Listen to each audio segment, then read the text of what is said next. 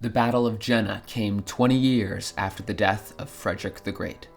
The crash will come 20 years after my departure, if things go on like this.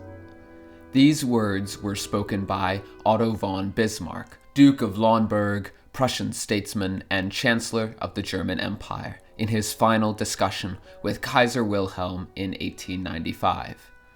Bismarck drew a parallel between the Empire of Frederick the Great and its decline and collapse with the German Empire of his day. He predicted that within 20 years of his death, the German Empire would collapse. Otto von Bismarck died on July 30th, 1898. On the 9th of November 1918, the German Empire collapsed under the weight of war, exhaustion, and a workers' revolution. Bismarck's prediction was only 3 months off. In the summer of 1914, a single act of violence set off a chain reaction that would engulf the world in one of the deadliest conflicts in human history. On June 28th, in the city of Sarajevo, Archduke Franz Ferdinand of Austria-Hungary was assassinated by Gavrilo Princip, a Bosnian Serb nationalist. This was the spark that ignited the powder keg of Europe. The Austro-Hungarian Empire, already a fragile and multi-ethnic conglomerate, was faced with a dilemma. How should they respond to this act of terror? Austria-Hungary saw this as an opportunity to crush Serbian nationalism once and for all. However, there was a significant concern. Serbia was allied with Russia, a powerful neighbor that could turn a punitive action into a broader war. Enter Germany, Austria-Hungary's most significant ally. On July 5, 1914, Austro-Hungarian representatives met with Kaiser Wilhelm II and other top German officials.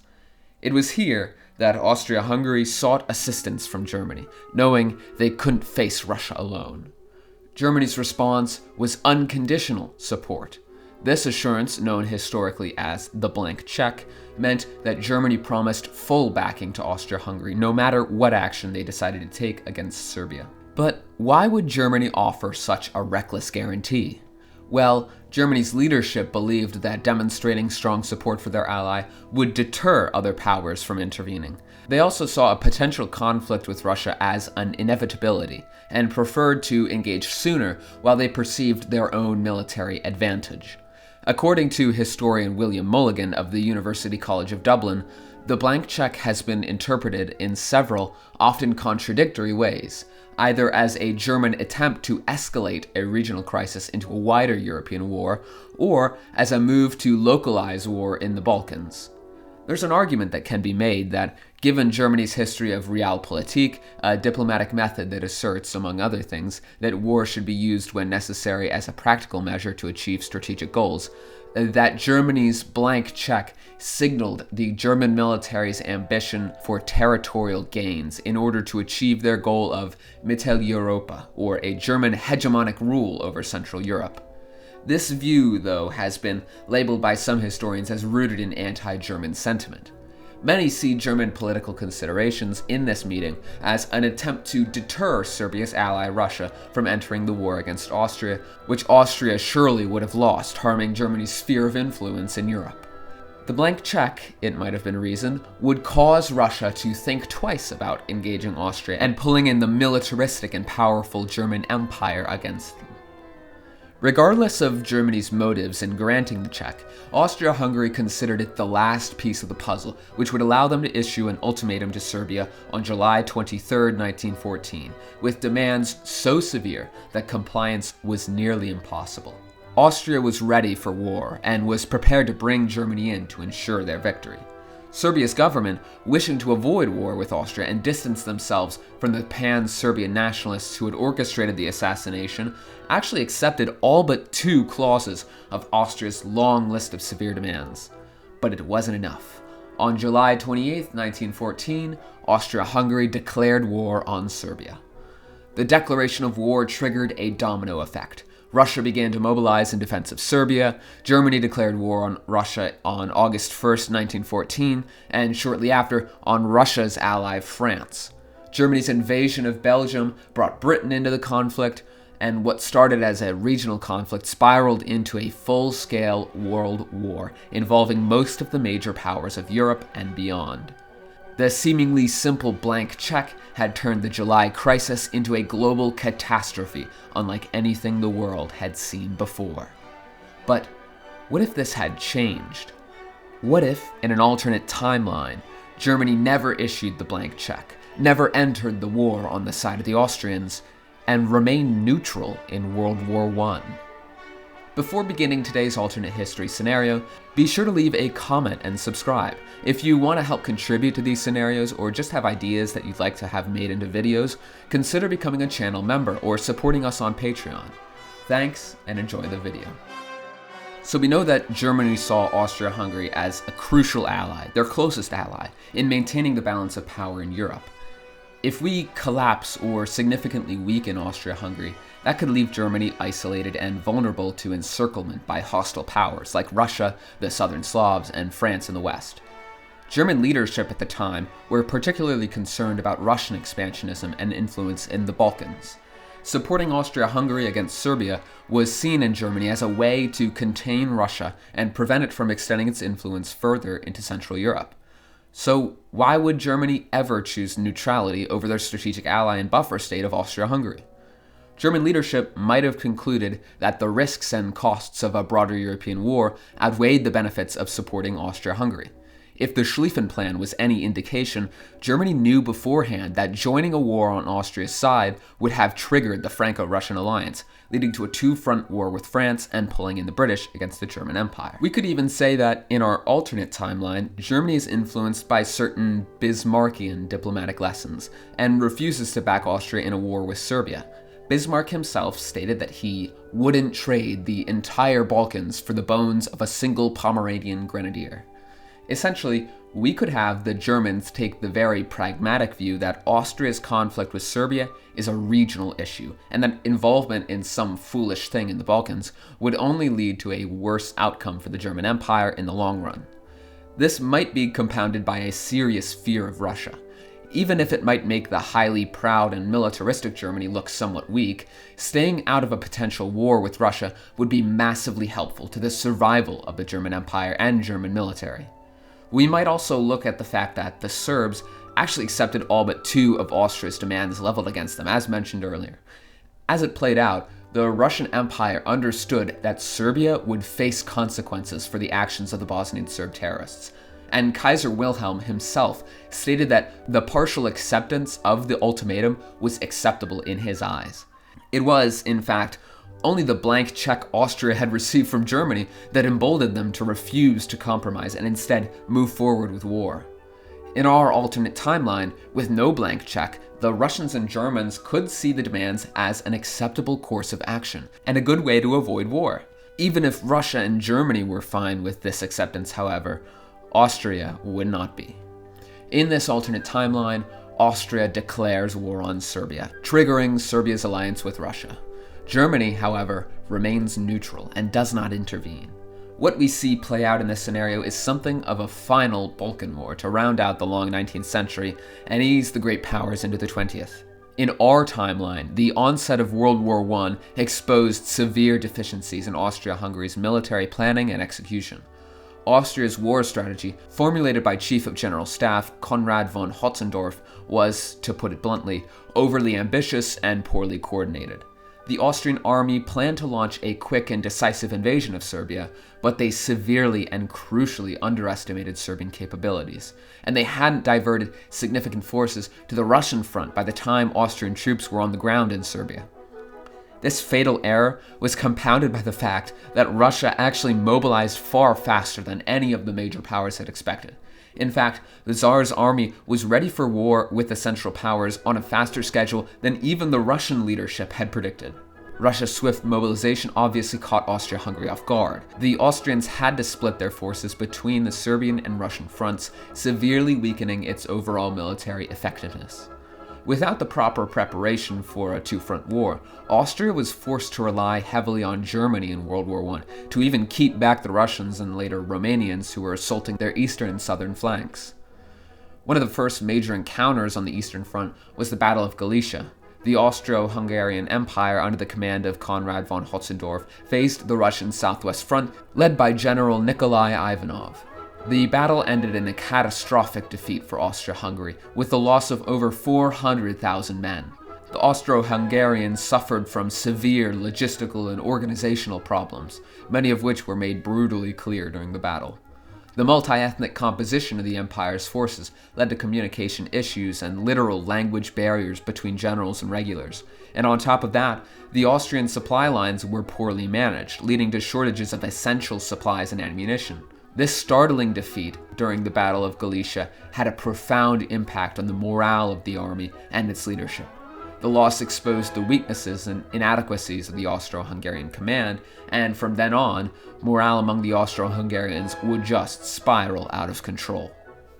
The German Empire, on the other hand, managed to maintain a strong spectacle on the Eastern Front, compensating for the poor performance of its Austro-Hungarian ally.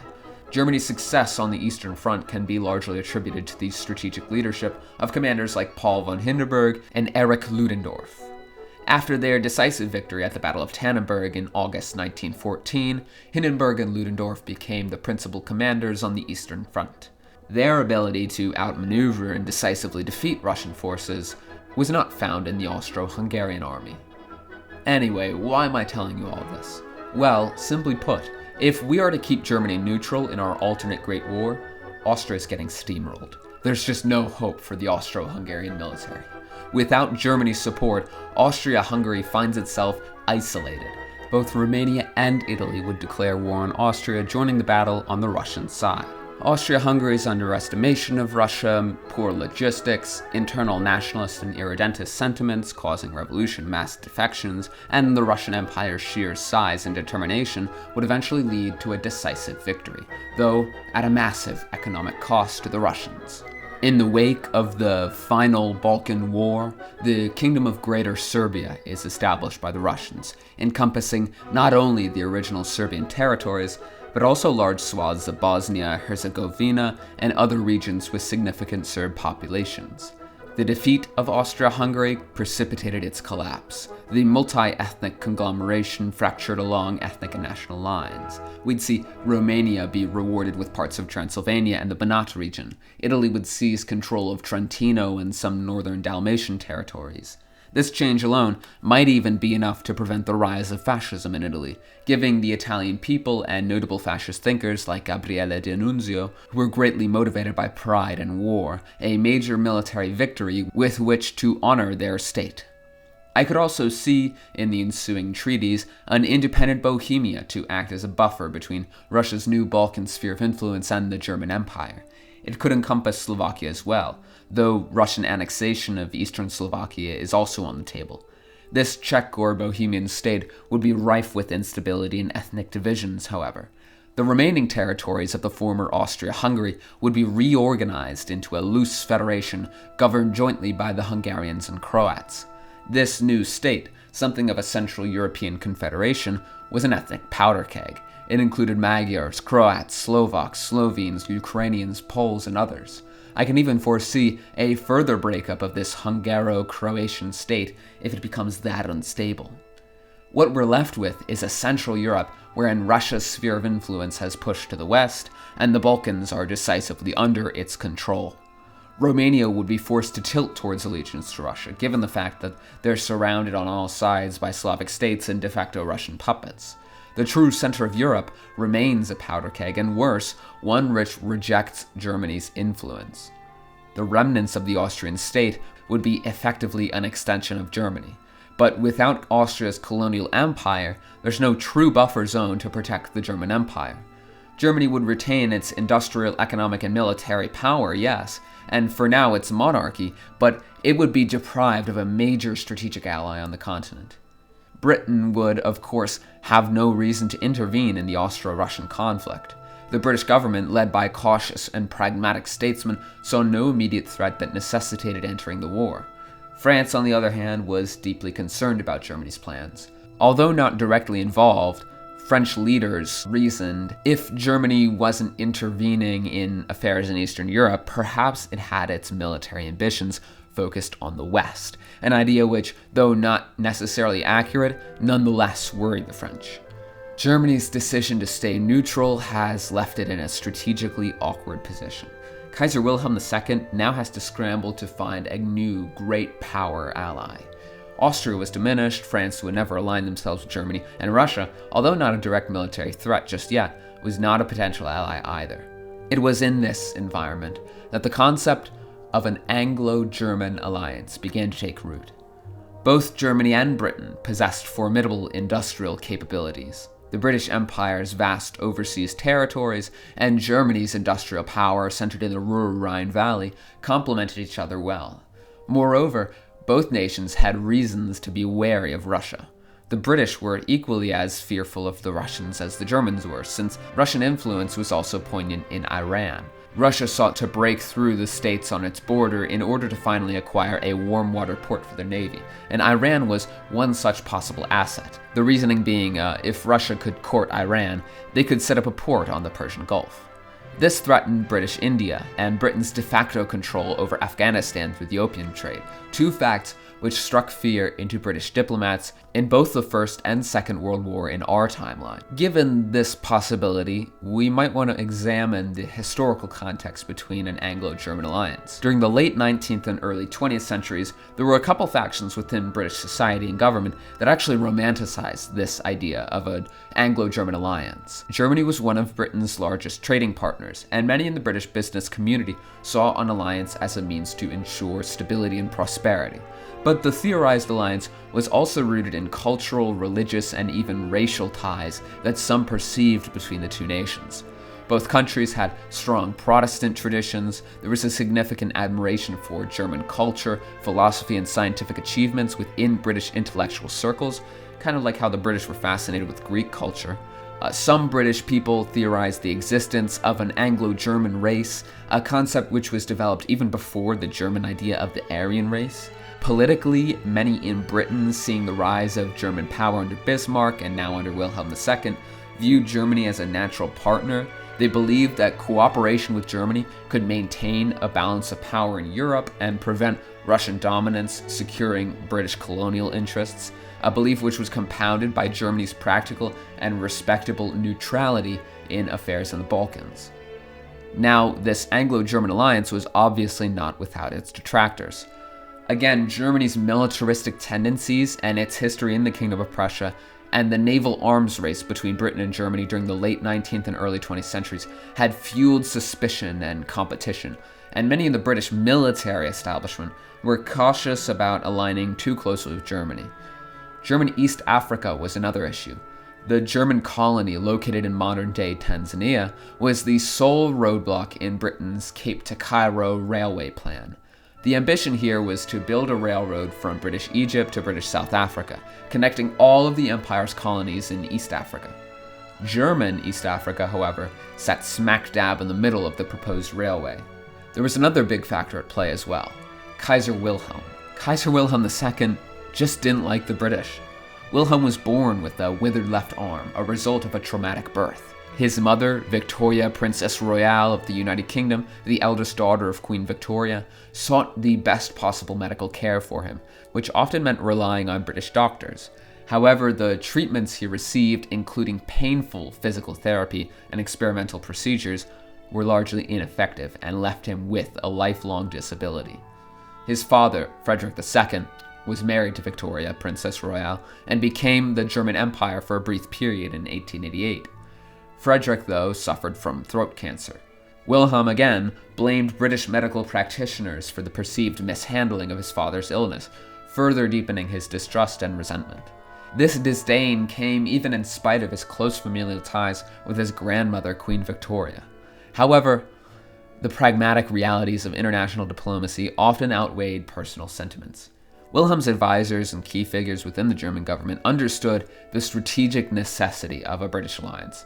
They recognized that Germany's long-term security and stability required balancing Russian expansionism and maintaining a favorable power dynamic in Europe. What I see happening is a necessary resolution of the animosity between Britain and Germany in order to ensure their mutual survival and protection against Russia.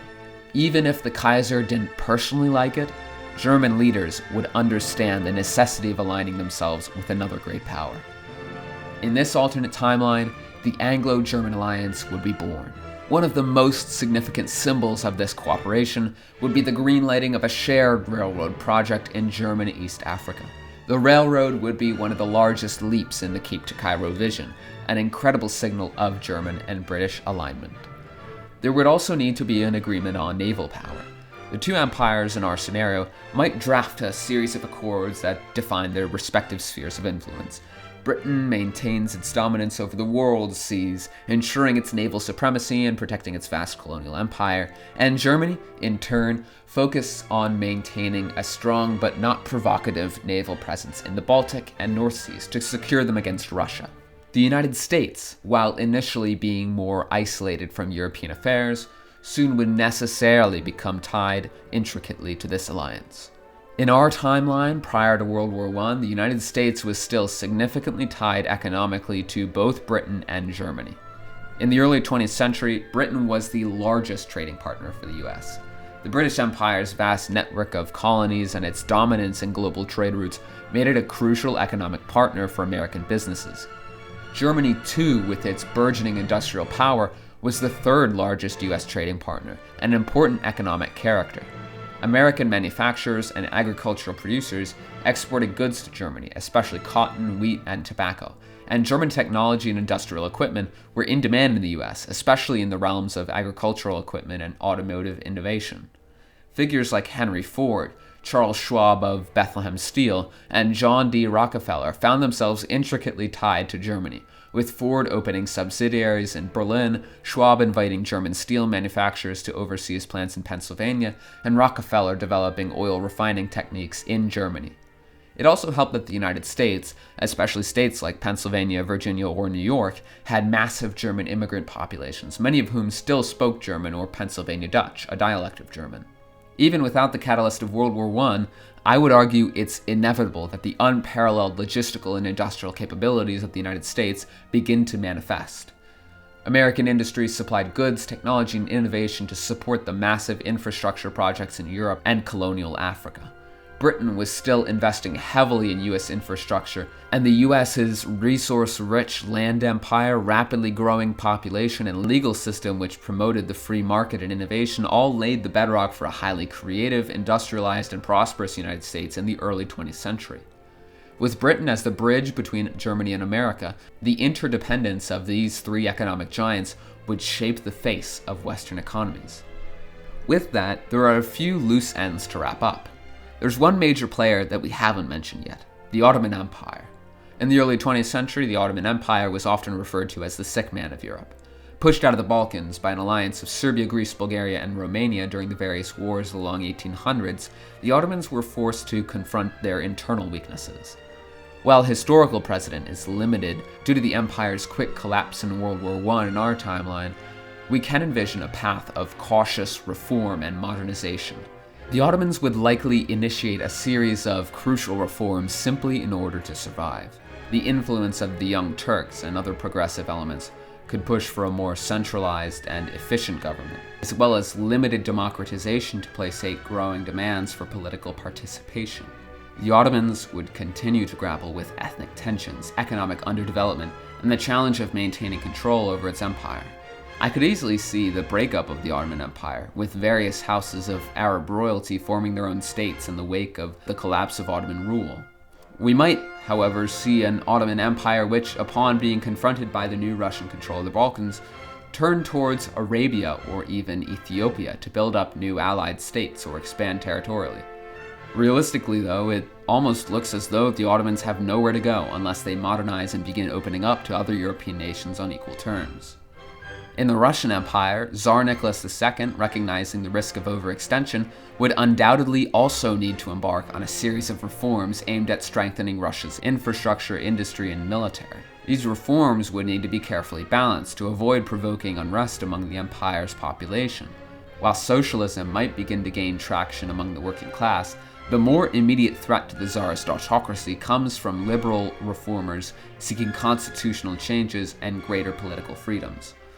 Russia still wasn't super industrialized, so there really was no need for a workers' revolution, but there was need for liberal reform in the autocratic Tsarist state. The real question for Russia is whether or not Nicholas II is the ruler to be able to win at this juggling act. His personality aside, Nicholas was very indecisive and hesitant, and failed to adapt to really necessary reforms in our timeline, which helped to ignite the flame of revolution. If Tsar Nicholas can't successfully usher Russia into the modern era without losing control over Russia's colonies and proxies, we might be looking at a completely unpredictable timeline for the Russian Empire. Liberal revolution, socialist revolution, Balkanization, really anything could be on the table.